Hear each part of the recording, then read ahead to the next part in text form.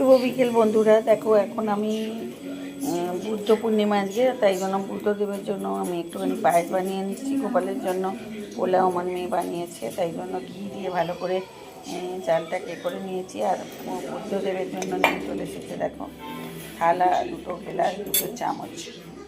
দেখো এই নতুন থালাতেই করা হচ্ছে। এই দেখো পায়েসের চাল বসিয়ে দিই, দুধ বসিয়ে দিই, জল রেডি, এবার চালটা দিয়ে দিচ্ছি।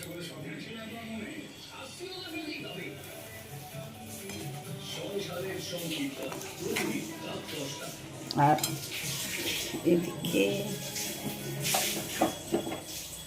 এদিকে আমি বসিয়ে দিয়েছি ছানা কাটাতে, ছানা কাটবো। দেখো ছানা হবে, তো দেখো চলো দেখো একদম পায়েস রেডি হয়ে উঠেই যাচ্ছে। তো এখন মাপ করে আমি চিনিটা দিয়ে দেবো, চাল সেদ্ধ হয়ে গেছে। এই দেখো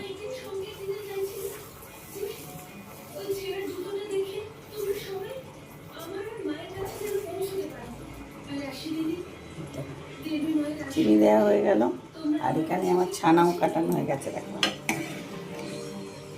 আর দুধের ছানা কাটিয়ে নিয়েছি, একদম রেডি। চালটা সেদ্ধ হয়ে গেলেই